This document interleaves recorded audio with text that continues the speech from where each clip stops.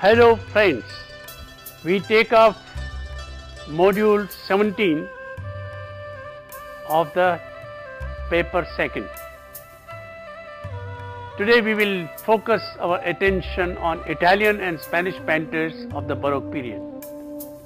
In this module, we aim to learn about painters of the Baroque period, understand the meaning of their works and their impact on later works.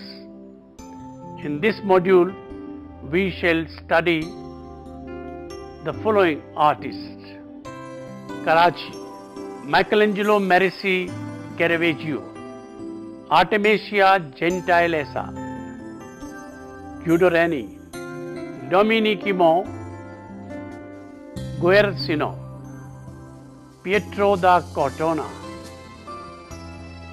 Giovanni Lanfranco, Francisco da Juberan, Juan Sanchez Cotton, Diego Velázquez. Painting in the 17th century Italy followed one of the two principal paths: ordered classicism of the Carracci or dramatic naturalism of Caravaggio.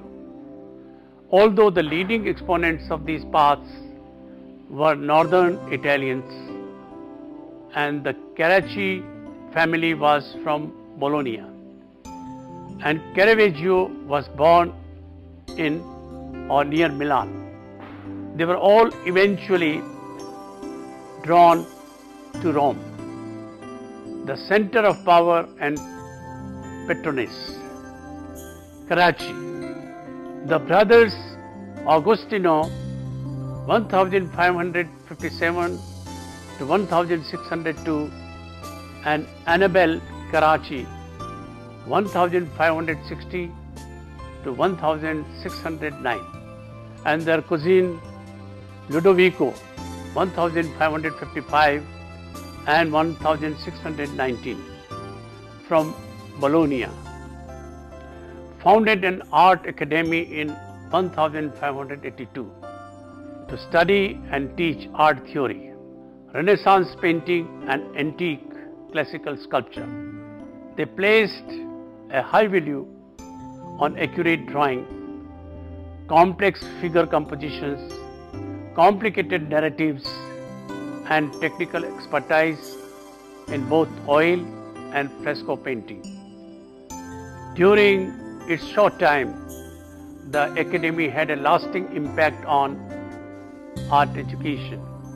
In 1595, Cardinal Odoardo Farnese hired Annibale to decorate the principal rooms of his family palace. Look at the painting in the long Galleria about love.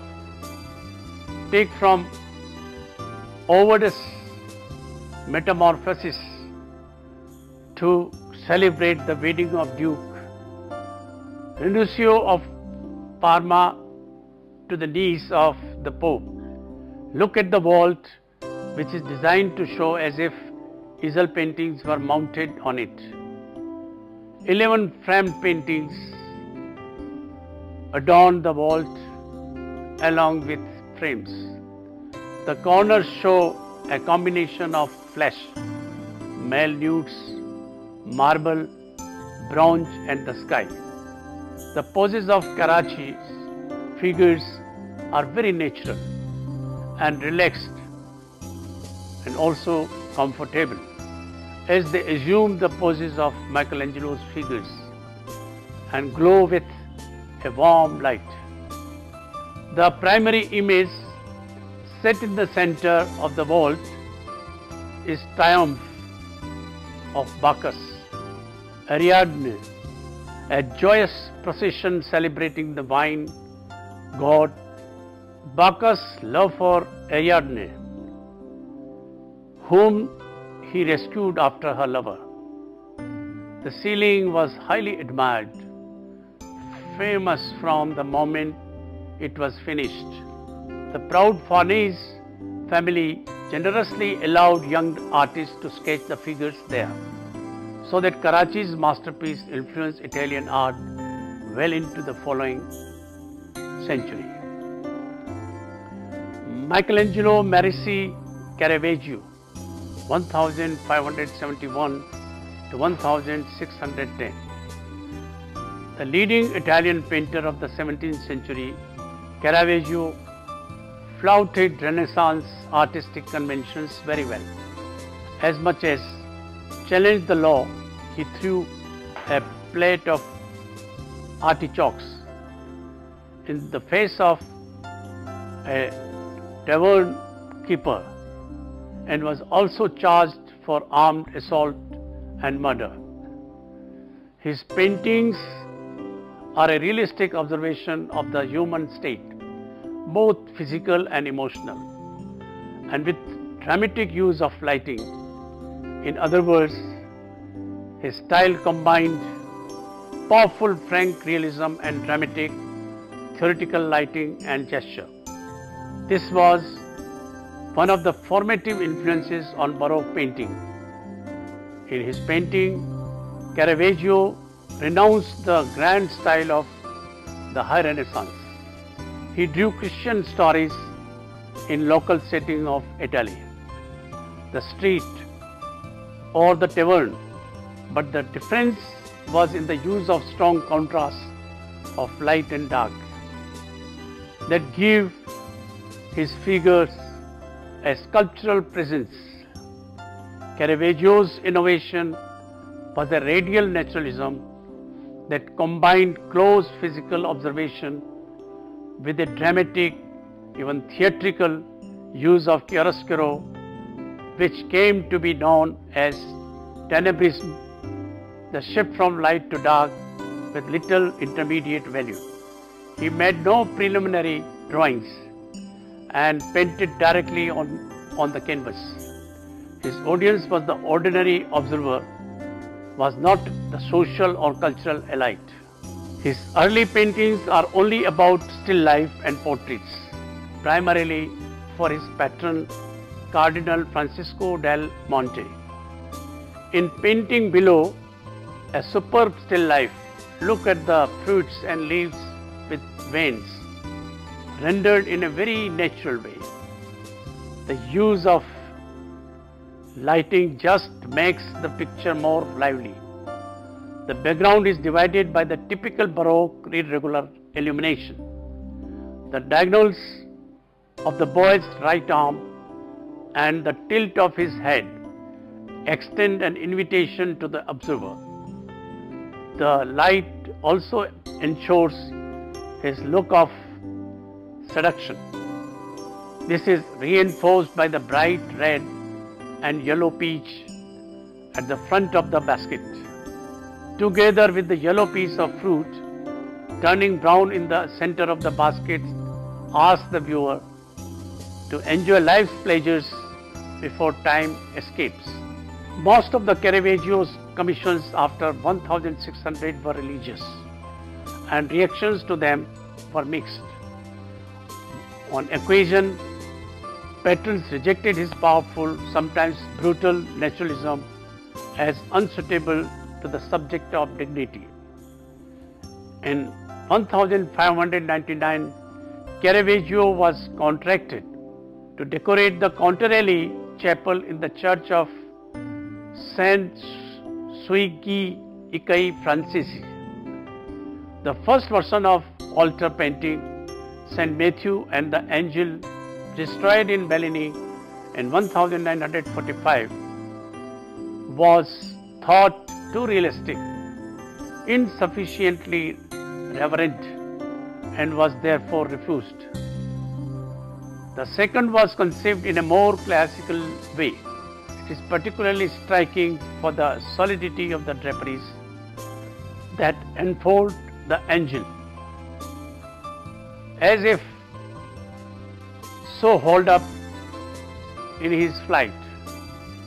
Caravaggio was wholly incapable of making an angel fly, as well as for its colors, with their restrained and rather meager range, which seemed to be break up at the violent shock of the light against sombre background of canvas. His other works, The Martyrdom of Saint Matthew and Calling of Saint Matthew, were a huge hit. Caravaggio's Tenebrism, a heightened chiaroscuro, brought high drama to his subjects, while his accurately observed realism brought a new level of emotional intensity. Here, Matthew the tax collector is called upon by Jesus and Saint Peter. The light from the unseen window just above Jesus is very symbolic. Jesus' hand reminds us of God's hands, and Michelangelo's painting, Creation of Adam. In the crucifixion of Saint Peter, he arranged the figures in a tense, off-centered pinwheel which catches the eccentricity of Saint Peter's torment. He was crucified upside down. The emphasis here is the figures pushing the cross upwards and pulling the cross from beneath. They are given no personalities. They are machines.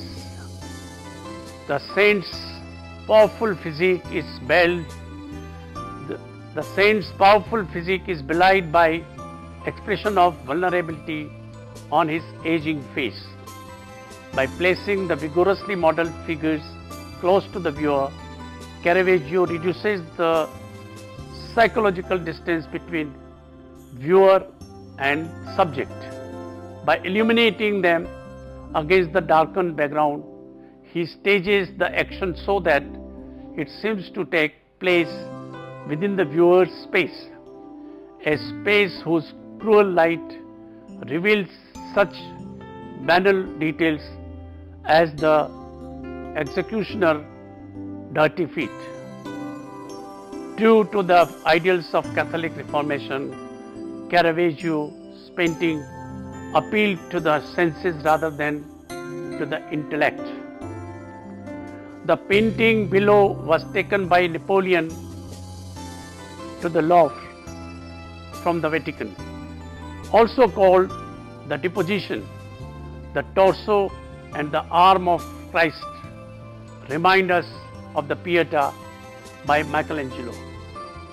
Also look at the female saints mourning the loss of Christ.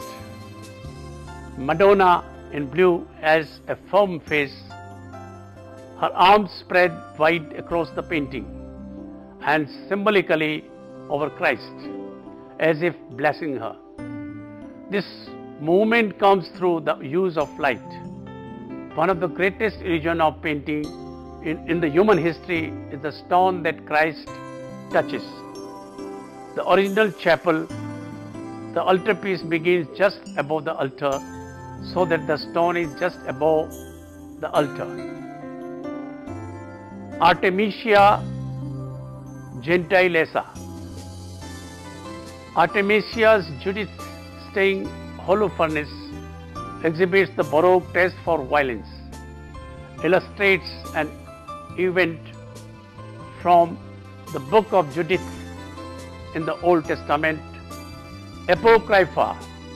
Look at the violence of scene enhanced by dramatic Caravaggesque shifts of light and dark and by the energetic draperies.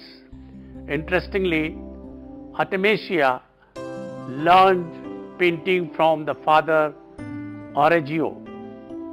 In 1611, Oreggio hired Agostino Tassi to teach her drawing and perspective.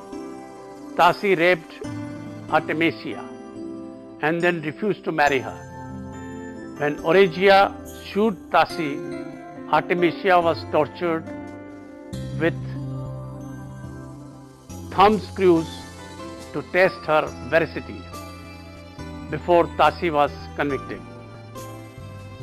Undoubtedly affected by the experience, Artemisia is known for her pictures of heroic women and violent scenes. Guido Reni, 1575 to 1642, first apprenticed to the Flemish painter Denis Calviert at the age of 10. Reni was later influenced by novel naturalism of the Karachi. Also, the frescoes of Raphael and ancient Greek sculptures were the main inspiration for Reni's art. He strove towards a classical harmony in which reality is presented in idealized proportions. The mood of his painting is calm and serene, as are the studied softness of color and form. His religious compositions made him one of the most famous painters of his day in Europe and the model for other Italian Baroque artists. In the painting below, you will see the contrast of light and dark, highlighting the body as influenced by Caravaggio and combined it with Karachi style of putting nobility to the figures.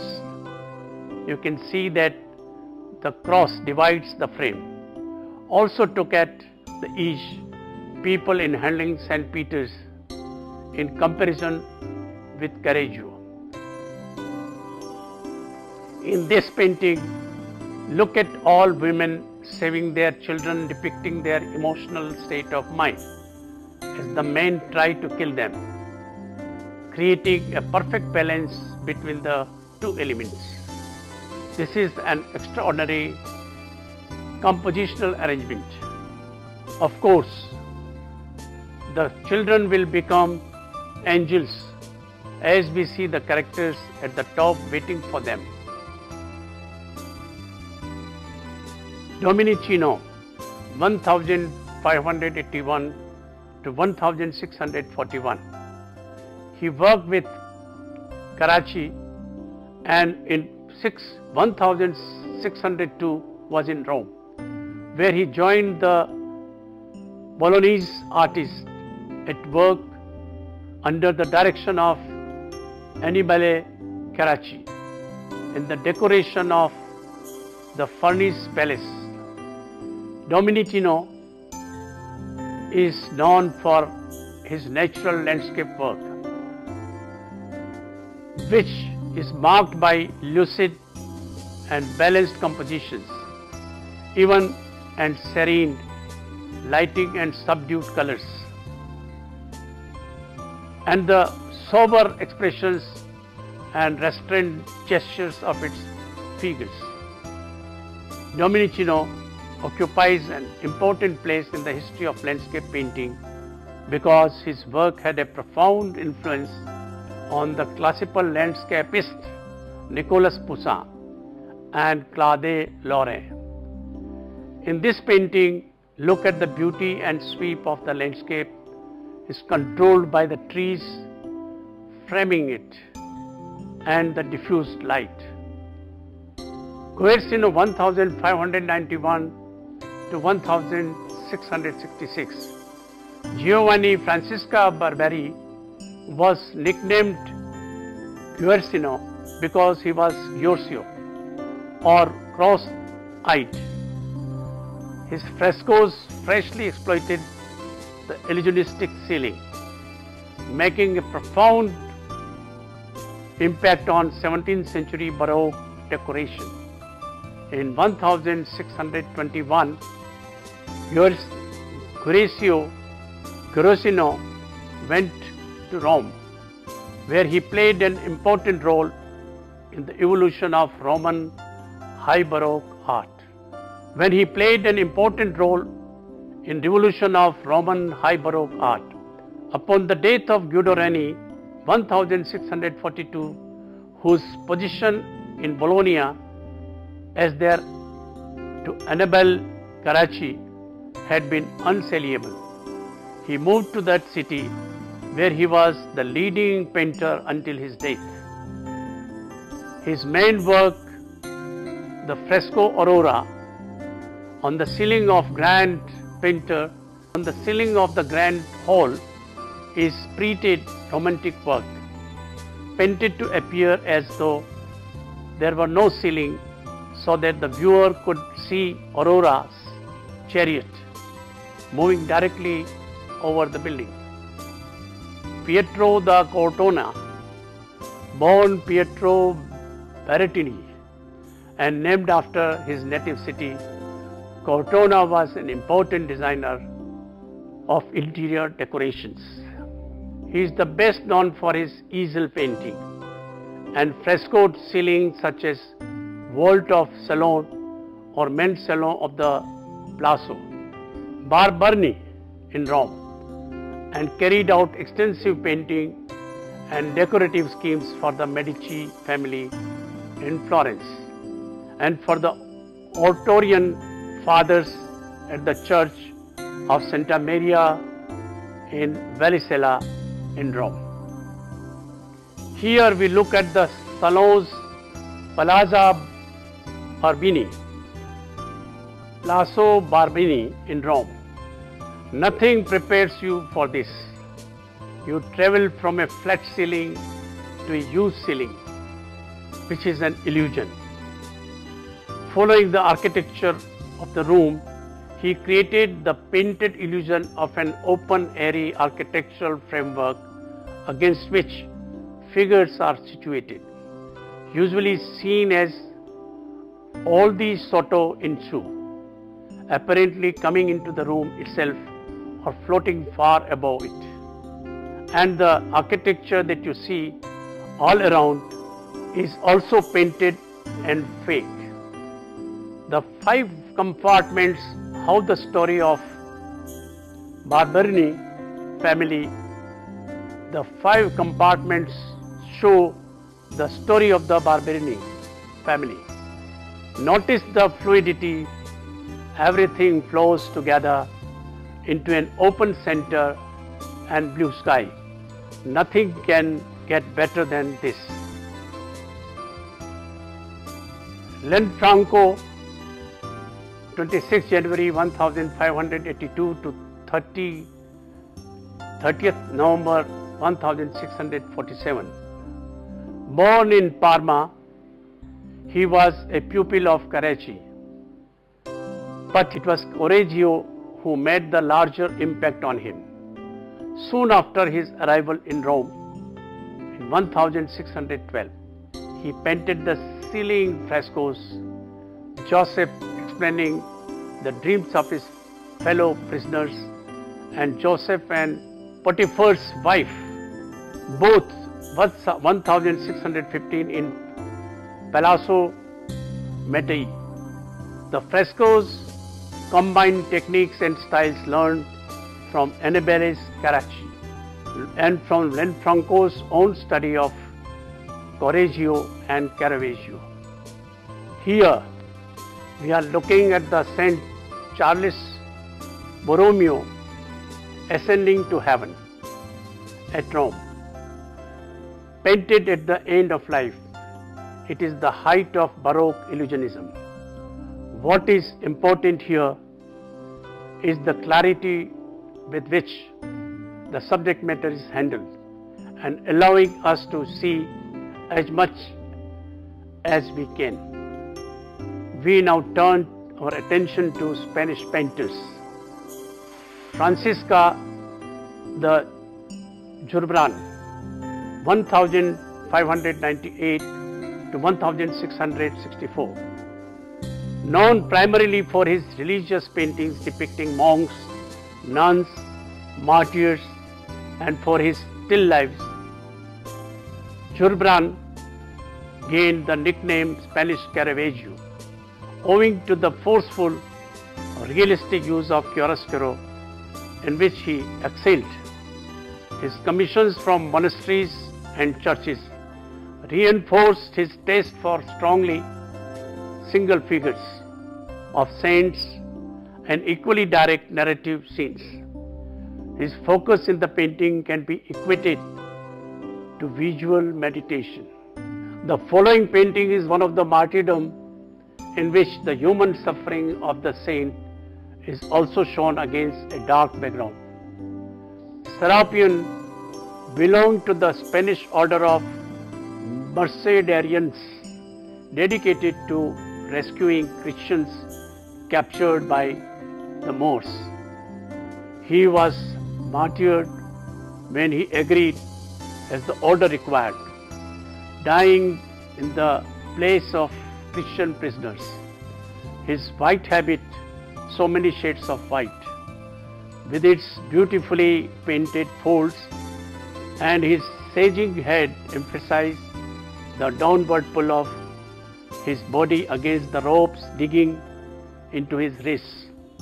Much of the color has drained from his face, and the brightest color in the picture is gold and orange insignia with the cross prominently displayed on it. Juan Sanchez Cotton. His still lives reflect a new interest in the relationship of art and natural science at the run of the 17th century. In the figure here, the artist's fascination with precise natural detail and striking three-dimensional space is evident. The fruit and vegetables are rendered with an exactitude that is enhanced by the flat, dark background in front of which is the perspective setting. Diego Velázquez. He is one of the greatest painters to emerge from the Caravagesque school of Seville.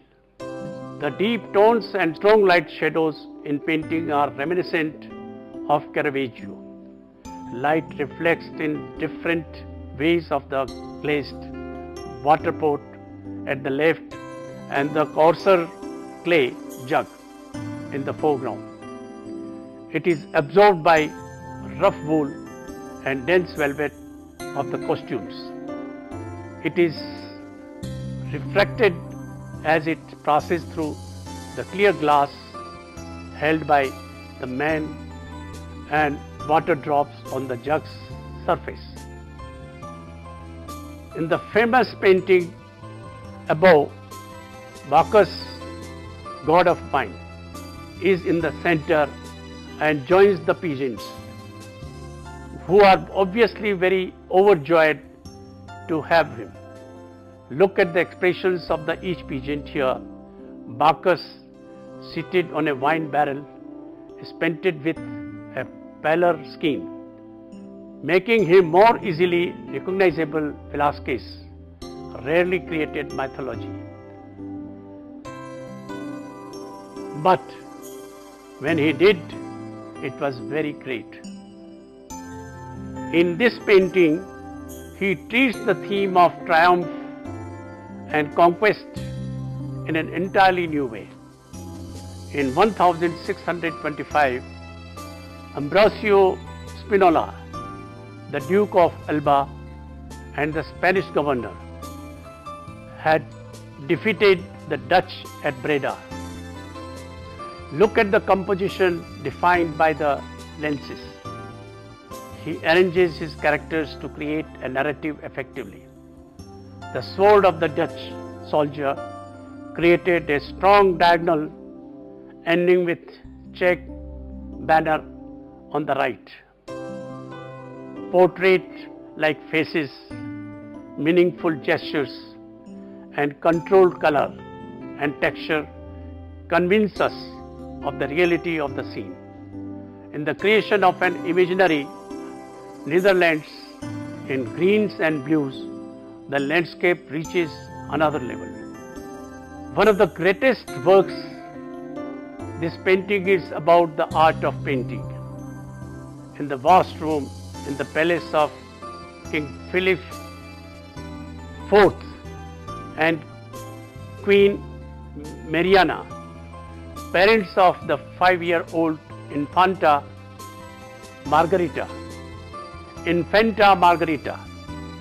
the focus of the picture is attended by her maids, and Spanish court highlighted by the brushstroke.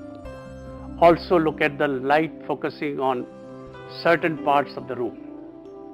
Velázquez himself is also present, brushes in his hand, beside a huge canvas.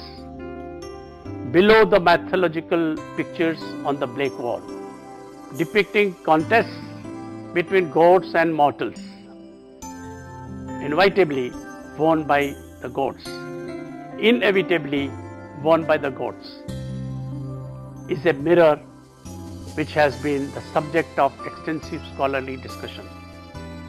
The king and queen are visible in the mirror. Does their image mean that they are actually standing in front of their daughter, or that they are the subjects of Velázquez's canvas? Thank you.